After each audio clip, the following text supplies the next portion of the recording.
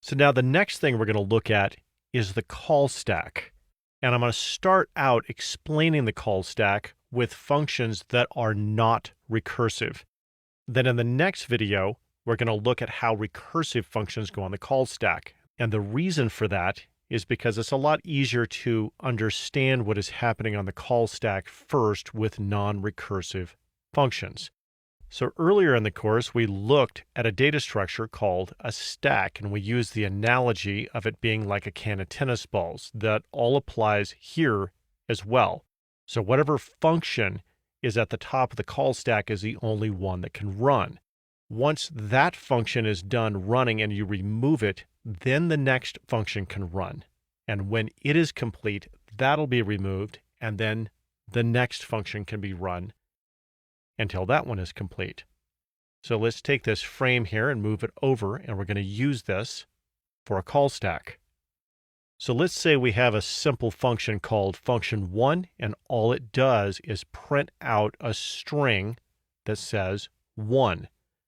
Function1, when you call it, will be put on the call stack. It will print out that string, and once it's done running, we'll remove this from the call stack. So let's bring this back and look at something a little bit more complex. Let's say that function1, before it prints out this string, calls function2. When function1 calls function2 gets pushed on to the call stack. But let's say function2 is going to call function3. That will cause function3 to get pushed onto the call stack. And then we'll say that function3 doesn't call any other functions. It's just going to print out the string 3. So this gets printed out like this. And once it does that, function3 is done running, and we can pop that from the call stack. And now function2 is at the top of the call stack again. Function2 was waiting for function3 to finish before it could go to the next line in function2. So now function2 can print out the string 2. And once it does that, we can pop function2 from the call stack. And function1 was waiting for function2 to finish before it could run this line of code and print out the string 1. And once that's done, function1 can be popped from the call stack. So notice that we called these functions in the order of 1, 2, 3, but it printed out 3, 2, 1, because 3, 2, 1 is the order that these came off of the call stack. So let's bring this code up here again, and let's go look at this code in VS Code. So there are the 3 functions there, and this is where we call function1 to kick all of this off.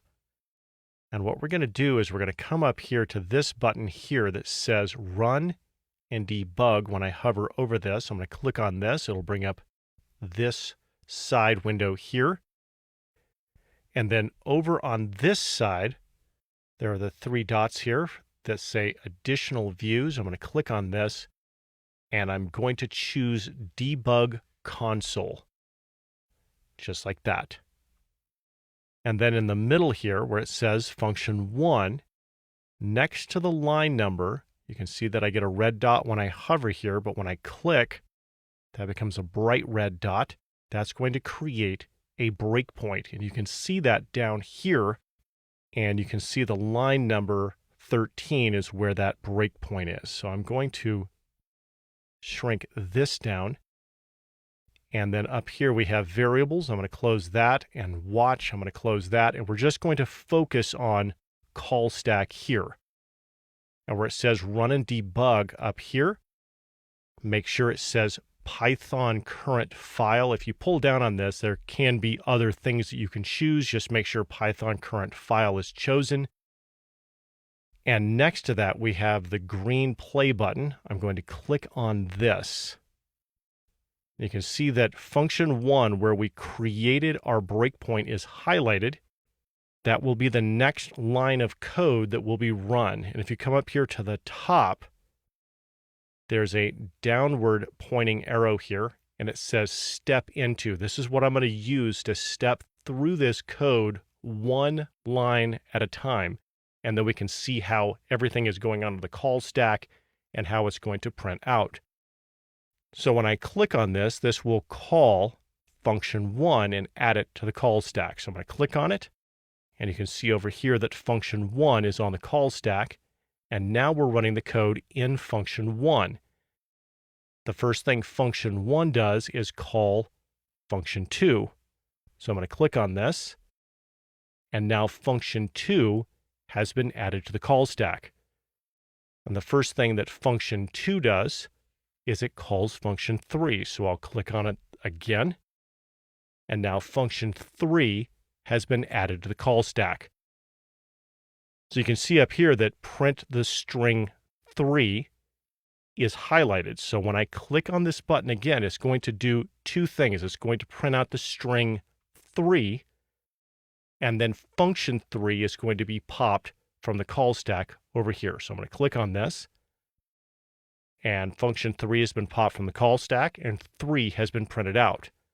Function 2 is waiting for function 3 to complete for it to move to the next line of code where it says print 2. And when this runs, 2 is going to be printed out to the console, and function 2 will be popped from the call stack, like that. Function 1 was waiting for function 2 to finish before it could move on to the next line and print out the string 1. And when I click on this again, 1 will be printed out, and function 1 will be popped from the call stack. So I'll do that now. And now we have 3, 2, 1 over here in our debug console, and our call stack no longer has any of those 3 functions. All right, and that is our overview of the call stack.